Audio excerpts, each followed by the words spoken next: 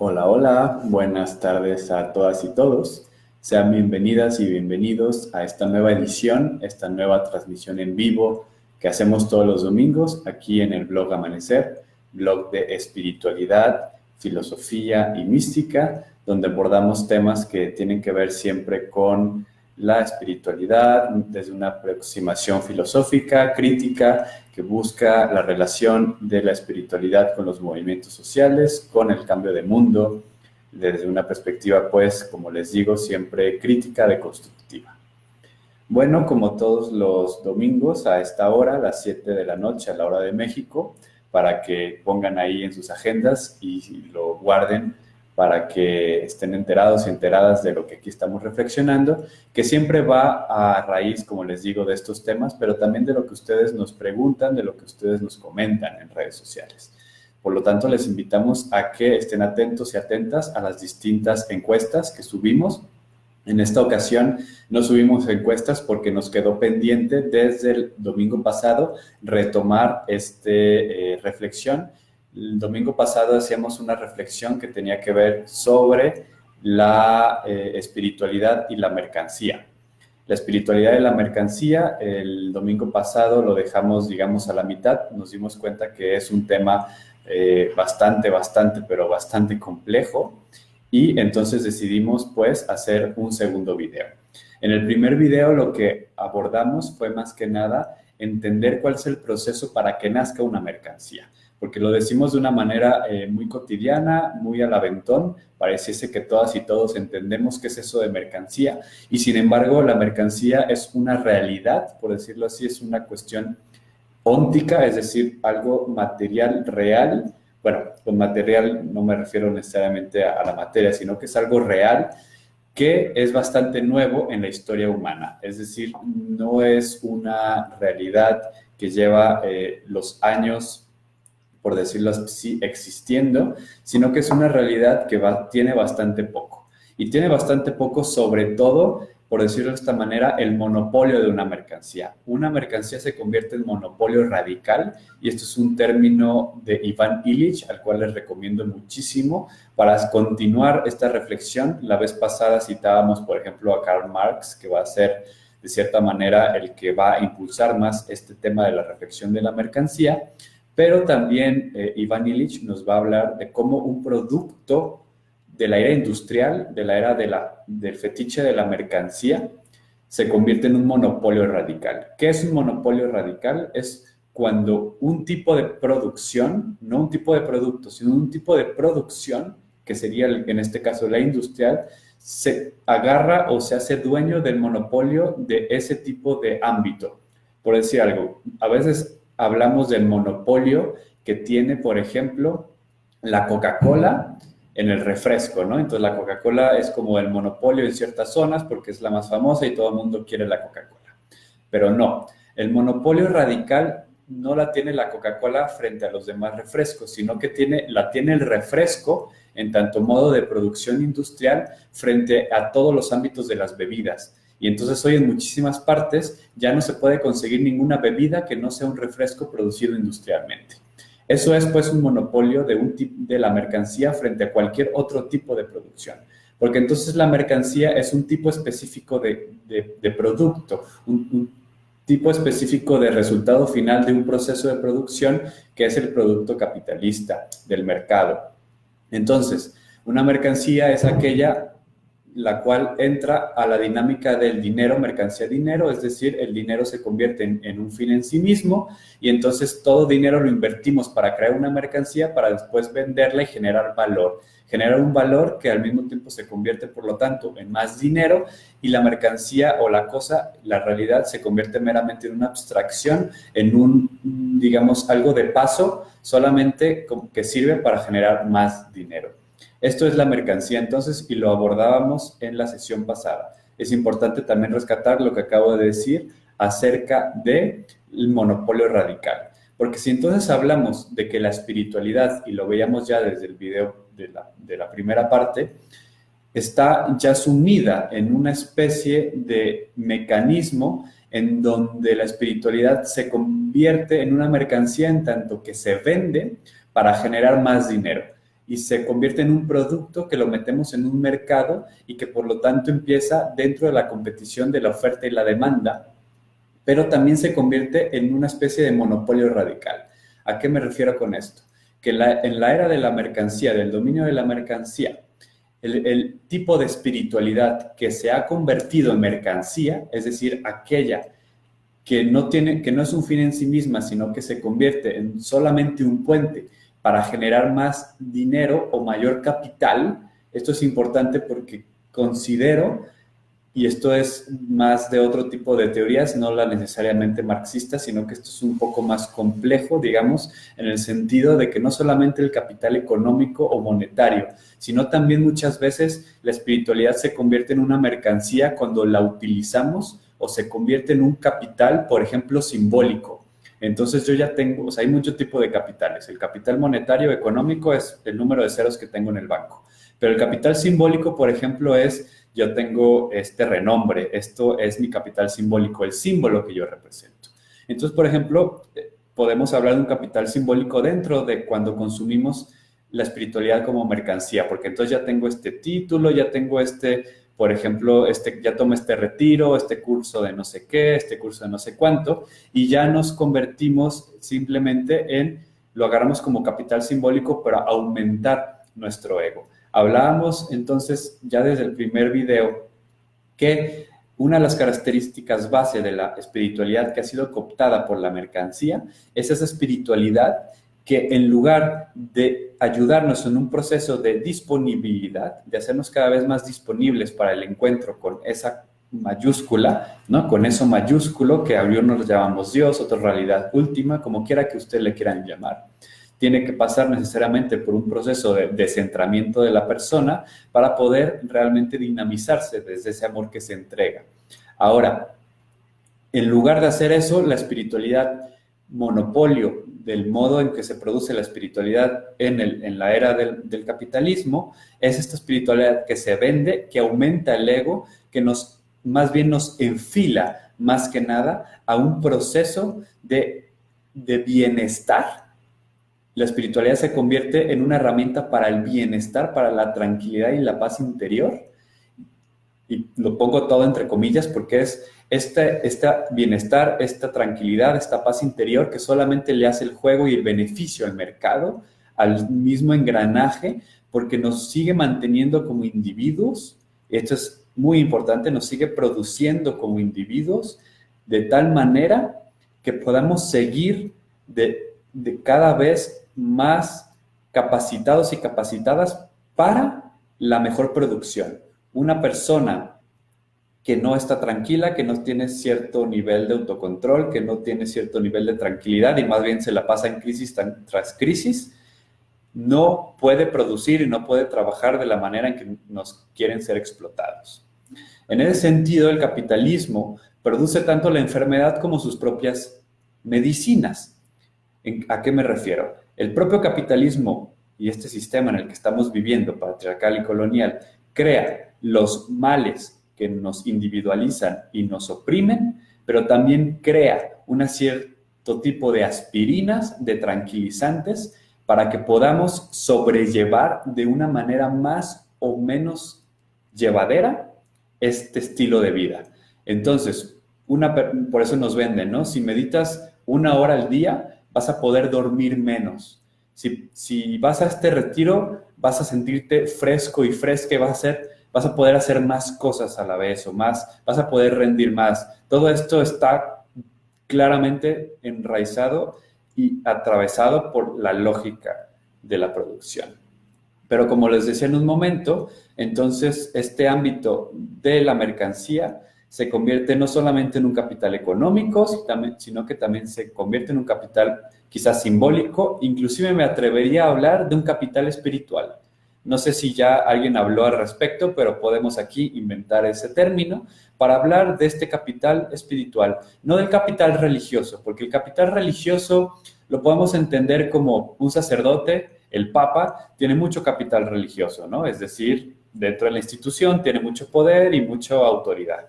No, este capital espiritual que de pronto pareciese que las personas tenemos, las que nos dedicamos a estos temas, y que entonces ya por el hecho nos estamos ya como embistiendo de estos ropajes de espiritualidad y vamos generando este capital espiritual creyéndonos que tenemos más. Cuando en realidad el camino espiritual es el camino de la pobreza, el camino de irnos deshaciendo de todo, es más bien un camino de pobreza, de empobrecimiento radical, más que de riqueza. Y por lo tanto, si nuestro camino espiritual está generando más capital espiritual, más bien está yendo en sentido contrario. Entonces, la mercantilización de la espiritualidad no solo se refiere a los libros que se venden en Sanborns, y vamos a hablar de eso ahorita en un momento. Pero la mercantilización de la espiritualidad no solamente se refiere a los libros que se pueden comprar de autoayuda, que ahorita vamos a hablar específicamente de estos temas, sino que se refiere también al modo en que vivimos la espiritualidad. Y a mí para esto es mucho más importante e interesante, porque muchas personas ya por el mero, digamos, que caen en la cuenta de que pueden, por ejemplo, empezar a cobrar por el ámbito espiritual y empezarse a hacer ricos y ricas por el ámbito espiritual, pero entonces les cae el 20 que eso es como mercantilizarlo, y entonces lo que pasa es que pues toman conciencia y es algo muy bueno y dejan de hacerlo. Y ya creen, pero digamos el peligro es que creen que con eso ya están liberándose de la treta o del peligro de la mercantilización de la espiritualidad. No. Hoy, siglo XXI, también en la era de la neoliberalización, no solamente del capitalismo, sino del neoliberalismo, también es la época en donde todo está en, digamos, toda la vida, pero absolutamente toda la vida, desde el cocinar hasta el cagar, todo el proceso humano de una vida está ya metido dentro del esquema de la producción y del capital, del valor, el esquema del valor. Entonces, no solamente se trata de que no cobremos o sí cobremos lo que hacemos espiritualmente, va más allá, sino que también se trata de esta lógica de pensar que tenemos que llegar y tenemos que ganar, tenemos que subir, escalar una especie de pirámide espiritual a llegar a la cima, y tenemos que ganar en mayor perfección y tenemos que cada vez tener más. Eso es ya el capitalismo adentrándose en nuestra vida espiritual, aunque no la vendamos, aunque sea algo totalmente, aparentemente muy hermoso y muy comunitario, si está dentro de esa lógica, sigue siendo la lógica de la mercancía, la lógica del crecimiento, la lógica del progreso. Bueno, entonces esta primera mitad del video hablamos de eso. La segunda mitad la voy a dedicar a un ejemplo muy característico que a mí se me hace muy importante y muy lindo de tratar, porque es un caso muy específico de mercantilización de la espiritualidad, digamos el más burdo, el más inmediato, que es justamente todo este fenómeno que se le ha llamado la autoayuda. Y lo hablo porque en los últimos días una persona muy querida me escribió preguntándome directamente por eso. Me comentó que muchos de sus amigos y amigas en redes sociales hacían burla de este tipo de literatura, por ejemplo, de los libros considerados o catalogados como de autoayuda, y ella se sintió muy mal porque a ella le gusta este tipo de literatura. Lo que me nació, lo que empezamos a discutir y digamos, la reflexión que empecé a tener dentro de estos tiempos es, o lo que he tenido en mi propia vida, es, a ver, la autoayuda, por supuesto, que está inserta en una lógica de mercancía. Y por supuesto que por ese hecho puede ser perjudicial. Porque por supuesto que de cierta manera sí implica un abaratamiento de la espiritualidad y del camino espiritual. De cierta manera es como abaratarlo, prostituirlo y dejarlo meramente de una manera muy superficial. Sabidurías y experiencias ancestrales de muchísima profundidad. Pero no por eso, por ejemplo, hay que decir que entonces nuestras prácticas, según nosotros, más profundas, están libres de la mercancía. Y es justamente lo que me refería al principio y durante la primera mitad de este video. Es decir, nos creemos mucho porque muchas personas critican la autoayuda y practican otra cosa, según ellas más profunda, pero en realidad también está metido dentro del esquema del capital, dentro del esquema de la mercancía, del mercado, porque no es una cosa de que sea o no sea autoayuda, va más allá de eso, va de la lógica en cómo lo vivimos. volviendo al tema de la autoayuda. Yo considero, y es mi opinión personal, que aunque es cierto que la autoayuda puede ser muy perjudicial, también es cierto que a muchas personas les puede ayudar muchísimo. Y en lo personal, admito, y sin ninguna pena ni nada, sino con mucho gozo, que en su momento también he leído libros de autoayuda, ¿no? Porque creo que es un tipo de literatura, como les digo, que también funciona dentro del marco de la enfermedad que nos mete el propio sistema en el que vivimos. Sobre todo cuando era más joven, estaba en la secundaria y en la prepa, pues son los libros que uno accede más fácil, ¿no? Que va a una librería y los encuentra más baratos, a veces cuestan 50 pesos, y son los que uno puede acceder cuando es estudiambre en la secundaria, en la prepa, y surge ahí una chispita. Yo recuerdo que algunos primeros libros que leí de ese entonces, yo decía, oye, ¿y qué es esto del budismo que aquí lo citan? Oye, ¿y qué es esto? Y comenzaba a sembrarme una espinita interesante, una noción que yo quería como profundizar.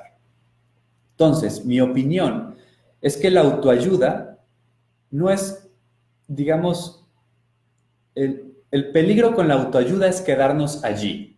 Ese es básicamente el mensaje que quisiera compartir. El peligro de la autoayuda es quedarnos allí.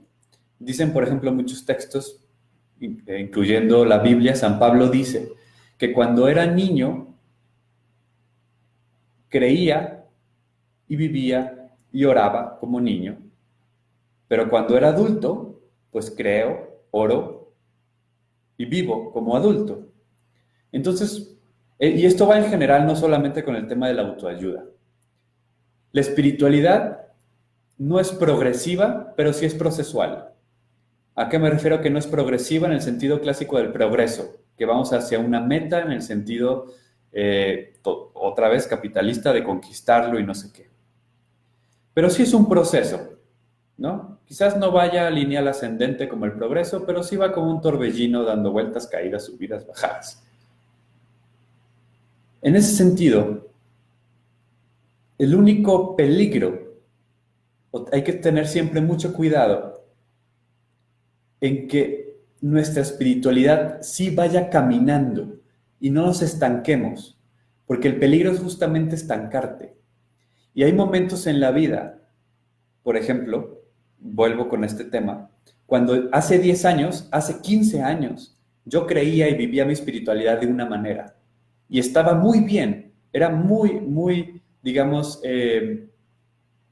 adecuada para mi edad y mi modo, mis circunstancias. Sin embargo, si hoy siguiese creyendo y viviendo mi espiritualidad exactamente igual a como la vivía hace 15 años, eso sí es, digamos, ya algo peligroso, algo que hay que tener cuidado con eso. Trasladándolo al tema de la autoayuda en muchas ocasiones puede ser una catapulta y puede sembrar incógnitas, puede sembrar preguntas. Y eso es buenísimo, eso es fabuloso. Y en ese sentido, si cumplió con eso, quizás cumplió con su cometido y quizás inclusive tuvo un efecto muy positivo en nuestras vidas. Yo creo que muchísimas personas, si somos honestas, muchas personas llegaron a comprender o llegaron más bien a inquietarse por ciertos temas espirituales, no con caminos así muy radicales y muy de avanzada, sino quizás meramente con un libro de autoayuda que consiguieron muy barato o que les recomendaron en un momento de tristeza.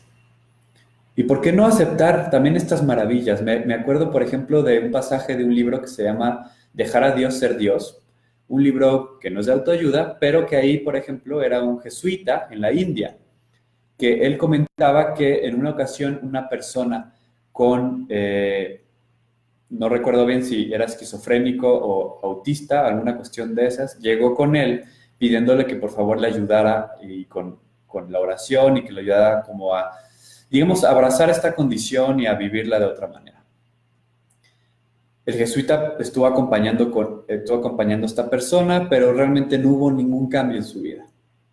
Y después esta persona, este joven, fue a visitar a uno de estos famosos gurús de la India, estos gurús que no son gurús, que realmente son más bien estafadores, que hay muchos, no solo en la India, y en todo el mundo, pero en este caso se ubicaba allí. Estas personas que volvemos mercantilización de la espiritualidad.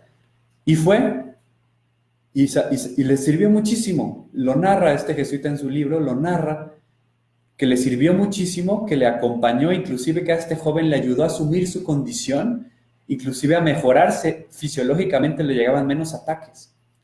Y entonces este jesuita levantó los brazos al cielo y dijo, qué grande es, Dios mío, porque inclusive con estas personas y en estos medios que yo creo que son negativos, baratos, inclusive que son parte de lo que hay que cambiar en el mundo, ahí te manifiestas.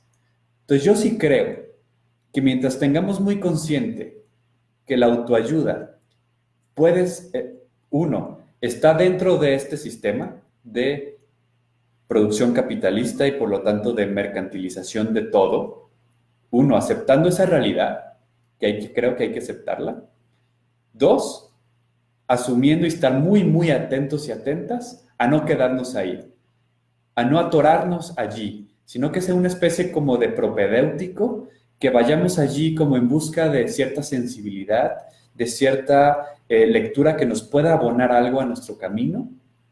Pero 3, que vayamos más allá, que siempre queramos profundizar más, que siempre queramos ya, digamos, en los propios procesos espirituales, hablando, por ejemplo, en términos de San Juan de la Cruz, él decía, está muy bien que el bebé quiera todavía que lo amamanten, pero llega un momento en que el bebé tiene que comer sólido. Y es bueno que la madre le dé de comer sólido en algún momento, porque si lo amamanta hasta los 20 años, pues va a estar muy cabrón, ¿no? Este niño pues va a tener algún proceso ahí raro, ¿no? Entonces, llega el momento en que hay que comer sólido. Entonces sí, hay que amamantarnos y hay que mamar de las posibilidades que podemos acceder de una manera más fácil, accesible, directa. Pero no hay que quedarnos con eso, sino hay que atrevernos a comer sólido. Hay que atrevernos a morder esos temas espirituales, esas aproximaciones que quizás nos cuesten, que quizás nos duelan, que quizás también nos interpelen, porque no es el famoso todos somos uno y todo es bonito y todo está bien y tú puedes y si tú quieres vas a salir adelante. No, en la vida no todos los que quieren pueden, ¿no? Y en la vida va a haber realidades que te superen y que se impongan, y en la vida va a haber un chingo de sufrimiento y hay un chingo de dolor. Hay un montón de gente que por más que le echa ganas no sale, porque hay una injusticia estructural, porque también en el propio proceso espiritual no todo es color de rosa y lucecitas y cancioncitas bonitas, sino que también hay sequedad, hay desolación, hay soledad, hay tristeza, hay interpelación, hay noche oscura, hay todo un proceso, ¿no? Entonces, resumiendo, la autoayuda puede ser una catapulta, puede ser el modo en que entra un alimento y lo mames de una manera sabrosa, pero es bueno siempre y cuando no te niegues que en el momento en que te toque comer sólido, lo comas. Solo así puedes realmente no quedarte enclaustrada, no quedarte cooptada, estancada en esos otros procesos.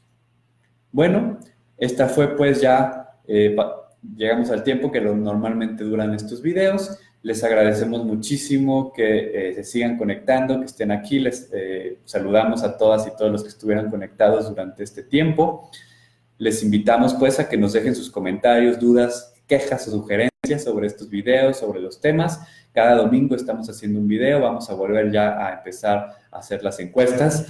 Y pues les invitamos pues a que se suscriban al canal de YouTube, que ya llegamos a más de 200 suscritos. Les invitamos a que nos ayuden a que esto llegue a más personas, que la comunidad vaya creciendo y el debate se vaya haciendo más interesante. Yo ya estoy viendo muchísimos comentarios que están siendo bastante interesantes en los videos. También les invito a que se echen una vuelta sobre estos comentarios, porque hay preguntas muy interesantes que estamos tratando también de abordar, jamás de responder, pero sí de problematizar más, ¿no? Es decir, yo no soy ningún facilitador, soy un complicador. Vamos a complicar esto cada vez más. Y bueno, espero les haya gustado estas reflexiones sobre la relación entre la espiritualidad y la mercancía y como un ejemplo muy concreto sería la autoayuda. Pero siempre y cuando, decíamos, la autoayuda puede ser algo positivo, tanto cuanto no nos atasquemos allí y nos atrevemos a ir más allá. Muchas gracias, feliz domingo.